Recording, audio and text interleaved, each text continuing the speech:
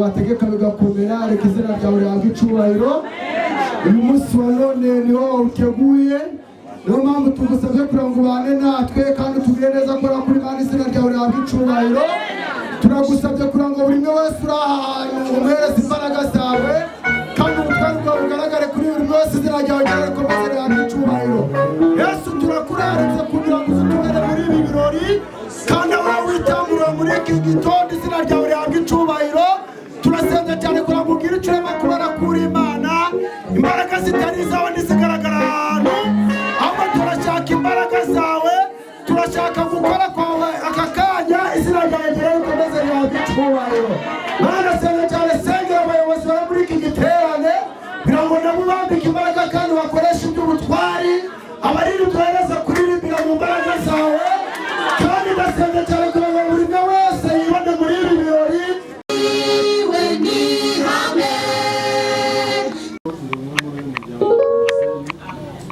kandi turakunda Yesu nitwe Twizerimana aha ngaha ni mu rugo twishimiye kubakira mu rugo rwacu kandi uyu nawe ni madamu Haleluya Amen Amen Nitwa Nyameza Vestina abantu mama bana bane twabishimiye cyane twabaye karibu Yo haleluya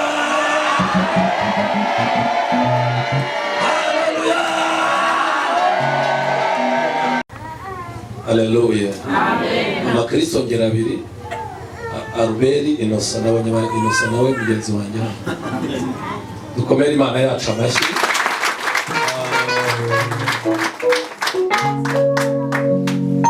tuyoboye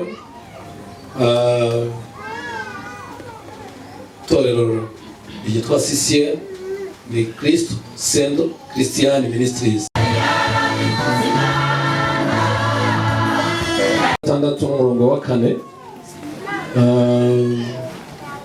umuyobozi wa gahunda adufashe yihute maze gusoma ikinyarwanda 16 umurongo no wa 4 nuko Samweli akora uko Uwiteka yavuze uko Uwiteka yageze gute yavuze tugiye gukora icyo Uwiteka Imana yavuze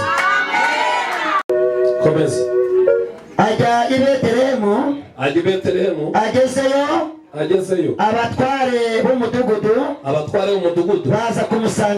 baza gusanganira Samweli bahinda umushyitsi baramubaza bati mbese usanywe n'amahoro mbese ubundi kutagendaga muri uyu mudugudu usanywe n'amahoro yenda ihembe ry'amavuta ayamusukaho imbere y'abakuru be ni ukuvuga ngo ongera cyane ngo amina uko mwari mumuzi Jean Damascene noneho umwuka wera ugiye kumuzaho cyane tukitahira ni amahoro haleluya wese dati cyubahiro niba turi kumwe asubira i Beteli iramani Samweli yasubiye ariko ngenda asubira Beteli umusozi w'abahanuzi haleluya ntabwo Imana mishibafashe ijambo riraza mu kanya kuko abakozi b'Imana bari hano kandi ye kuzadukoza isoni nk'abashumba kuko hari abashumba twimika muri no misi ugasanga batatiye igihango cy'abashumba iyakumenye icyo uri rusoro mu ndanyo kigatuma ugera kuri igufashe haleluya izaba ari impano yo kwagura itorero no gufasha abantu haleluya niyo namuhuguye arahugurika Haleluya. Ntabwo bahita ngo aho nahuriye nayo ngo ntabwo hazi.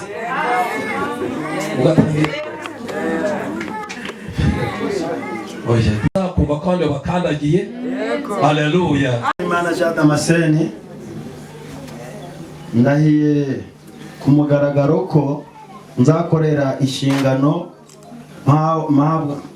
mpamagarirwa gukora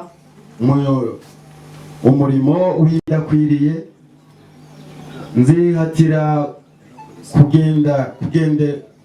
nzihatira kugera ikirenge mu cy'umwami Yesu Kristo, nirinda icyagayisha itorero rye, mvuye mu mubiri cyangwa Yesu Kristo agarutse gutwara itorero rye. Mbyemeye mu izina ry'Imana Data ishobora byose n'imbere y'itorero rye.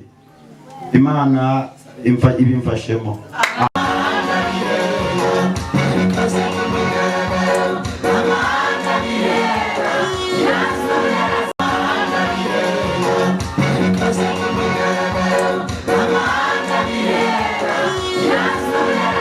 Amavuta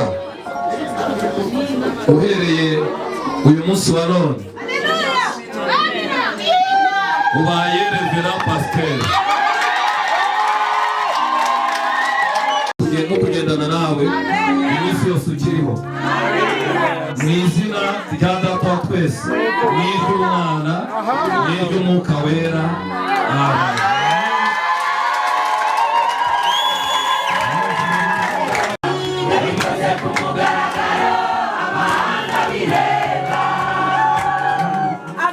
Amina Yesu Kristo. Amina. Haleluya.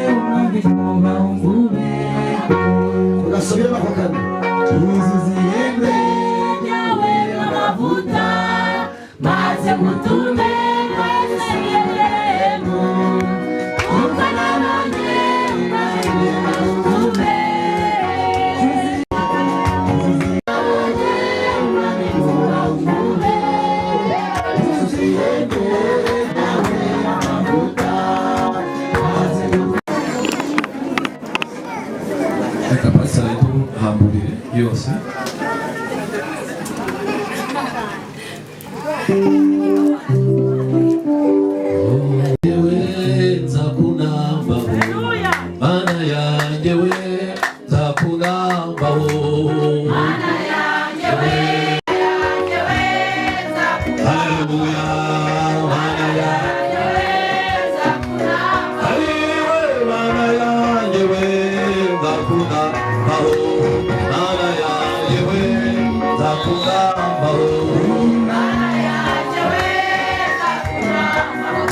garagaza ko basengeye ku mugaragaro bose babireba. Abashumba basuhuza, hanyuma nyuma nibarangiza mupfukame tubasengere dusoze uyu muhango.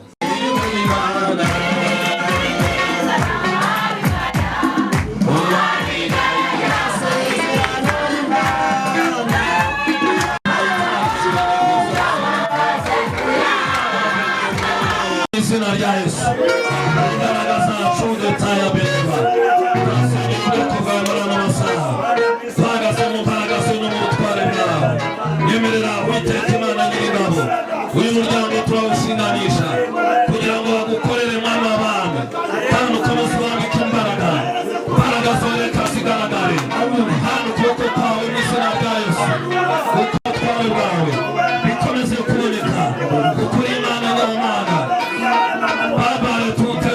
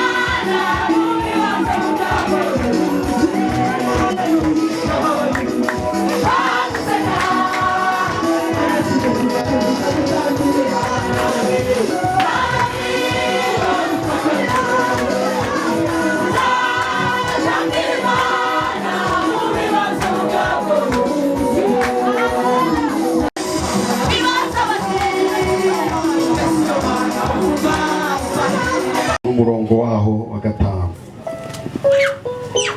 ari ijambo rivuga ngo ununganiriza ameza mu maso y'abanzi banje musiza amavuta mu mutwe igikombe cyanjye kirasesekara amen. Munyemere twongere turisubiremo. Ununganiriza ameza mu maso y'abanzi banje musiza amavuta mu mutwe igikombe cyanjye kirasesekara. Uyu muntu wahanuye aya magambo yari Dawidi yayahanuye cyane. Uriya ubuhanuzi buri mu buryo butatu. Sinzi niba imikoro iri kumvikana neza. Ubuhanuzi buri mu buryo butatu. Hari ubuhanuzi buhanura ibyashize, hakaba ubuhanuzi buhanura ibizaza aricyo dukunda guhanura, hanyuma hakaba n'ubuhanuzi buhanura ibintu biriho. Urugero rwa hafi, niba mvuze ngo pastor uyu arimo kureba muri telefone, ubwo ni ubuhanuzi bw'ako kanya. Ibyo ntabwo bisaba kuvuga indimi, ntabwo bisaba gutitira nyine arabira. Bavuze ngo pastor Bishop Robert yambaye rineti, ni ubuhanuzi buriho, ntabwo ibyo bisaba kwirirwa tubwira gutya. Ni ubuhanuzi. Niba tuvuze ngo ko Dawidi we ntabwo yari yaravukanye n'abo bana, oya, Dawidi yari yaravutse mu buryo budasobanutse. Buriya abantu akenshi bavutse mu buryo budasobanutse, rimwe na rimwe Imana ikunda kubazamura sinzira. Nukunyagwa kumunyamubaba. Icya kabiri ni ugusuza umutima k'umukene. Icya gatatu gihagurutse Imana ku ntebe yayo, ni ijambo yavuze ubwayo. Icya kane gihagurutse Imana ku ntebe yayo, ni umuririmbyi wayiririmbiye neza, akayirimbira mu kw'intare. Iryo shyamba ryari rimwe idubu.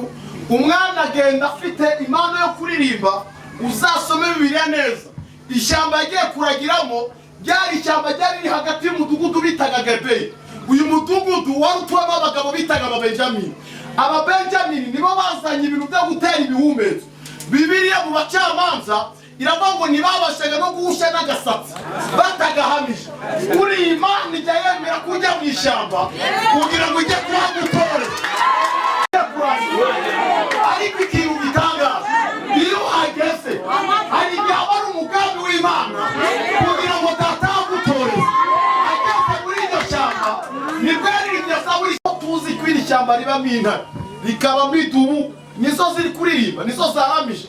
Hanyuma ngo baramanuka ngo basanga n'akana gato kari kuririmba. Barabamva mwana we, kwigisha uko baririmba. Arababwira ngo ibintu ni magufi, ndabigisha uko baririmba, namwe munyigisha uko batera ibihumetso. Umva umugambi w'Imana. Imana yari bizi ko muri Isiraheli azavuka umugabo bita Goliyati. Goliyati azitwa na Dawidi watoje. Bibiliya ivuga iki? Iravuga ngo Eliyabu, Aminadabu na Shama bari bagiye ku rugamba rwo kurwanya Goliyati. Barabimwicisha gute, baramushobora gute bataratoje? Ari ibuye rimwe n'izina.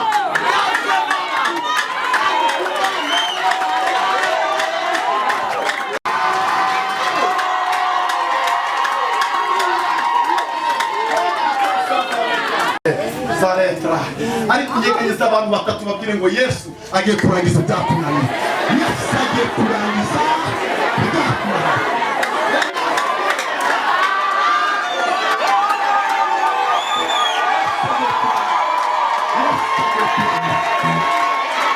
Dukwiye kugarura umwimerere w'agakiza. abantu barimo barabivanga ndetse n'impano akoreka ukagira ngo ni ibintu biturutse mu masengesho ariko bifite ahandi hantu bivuze. Munyumvire rero, Imana igira ihererekanya vuba.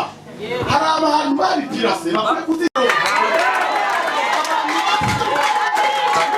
Hari abantu basenza amazina guma hafi.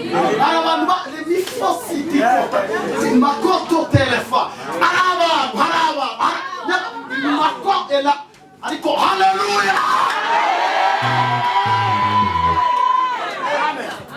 Ndafashije Makisi bifotakotize kota. Ra eli fore era. Mabari mobira nk'abantu batatu babwira ngo nyamara nawe muri bukenewe ngo. Murakeneye kudibetere.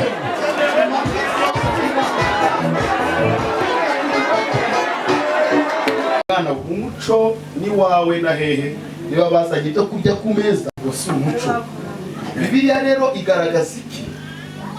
Igaragaza ko Dawidi amateka aravuga ngo commentaire ziravuga ngo Samuel yabwiye Dawidi aramubwira tuvaro wa mwana twari tugutegereje urabona inzara yari imeze nabi none gerageza warure hanyuma nurangiza utanga itegeko n'abandi bati ijambo uyu mwana yumvise n'ukwaro izo gutanga itegeko n'ubibazo bitewe n'inzara yarafite ariko hari abantu bamusinzara mu mabuzimani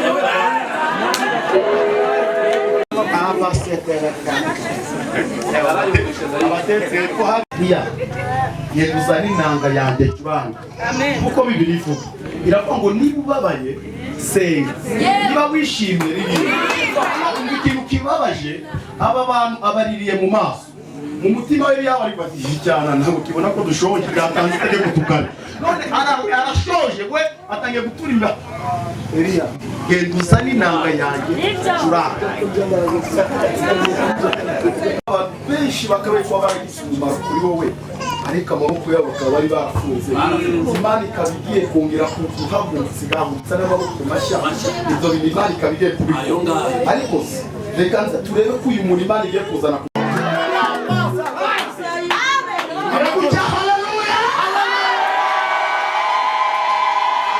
yabamukiye muri iri terambere Imana ishoboye byose Imana ikora imirimo n'ibimenyetso n'ibitabo yamanukiye muri iri terambere niki Imana igeza mu maso y'abakurwanyije niki dataje gukora aje kugusiga amavuta ndayitubeke neba nakure amavuta akwakure amavuta mashya izajya uyitondera aya mavuta mashya mu mugisha Imana iguhaye niyishurirwa ngize aya mavuta mashya ndi kumwe na murumuna wanjye twanyuze mu buzima bubi bukakenge ya Yesu.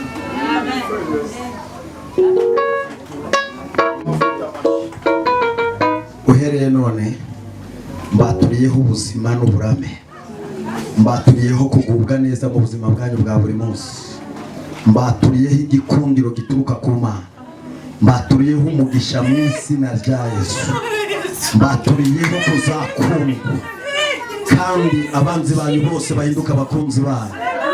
Uhereye none amayira yanyu yose yarafunze afungurwe ku mugaragaro uhereye none n'iteka ryose. Amen. Mu ngo zanyu bigomba kugaragarira amaso y'abatabishaka mu buzima bwanyu bw'imikorere yanyu yose. Uhereye none ibi biganza byose nozemo ubihereza umugisha, ukure inyatsi mu biganza byabo usukemo umugisha, uhereza umugisha imirimo yose ibava mu maboko, uhereza umugisha urubyaro rwabo, uhereza umugisha umudugudu batuyemo. Mbasabiye umugisha, mbasabiye gukundwa n'abanzi babo. Yesu mugire amahoro. Ravuze ati rero ngiye gukoresha ikirori nka korari muri nkabashika ikirori ce twamuteguriye urupapuro arasoma ageze mu nzu urusomane na madamu mubwire ngo iyi korari turi mu rugendo yakwandikije. Twizeye twabanye neza yatubwirije ubutumwa bwiza. Korari rero aravuga ngo tumugenere impano n'abashumba banjye nibahaguruke.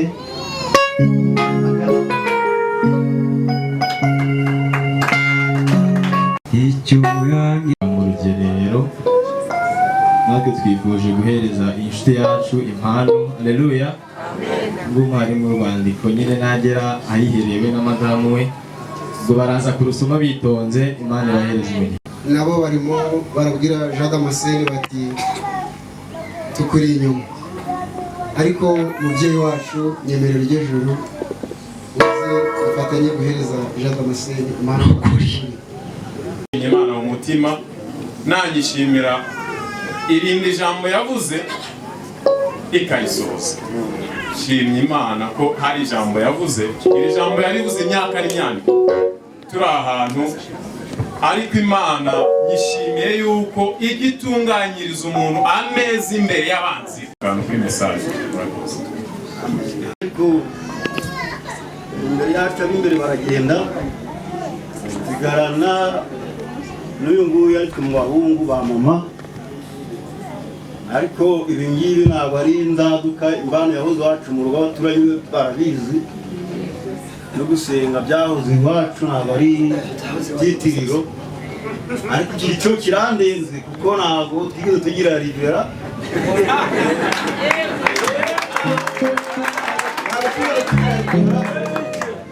Bagize abarimu n'abapadiri ariko ntabwo twigeze tugira, ariko abanyembano twarabahoranye ibisanzwe.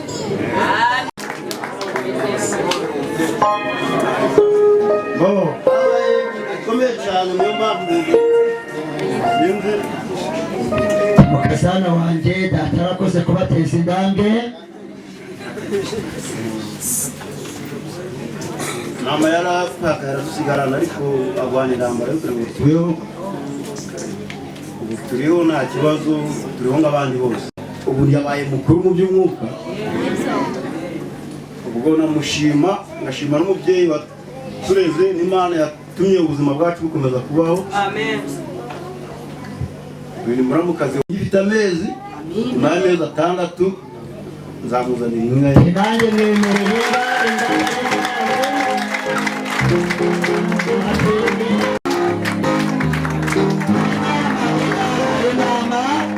hari message twabasunikiye, ariko ntiyabasha kugaragaza uwo munezero. basaza bagezanye rwose. Twihute cyane. Nanjye ku mazina ni inshuti yanjye kandi ndamukunda. Nibaho byose iyo ngize akabazo niwe ngisha inama. Muhaye impano. Impano rwose komeza imuhe amaraso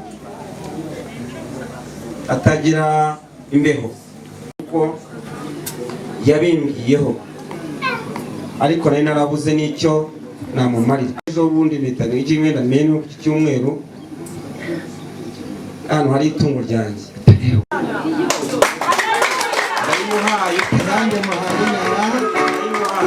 ntabwo icyubahiro rero genda umukobwa ushima Imana.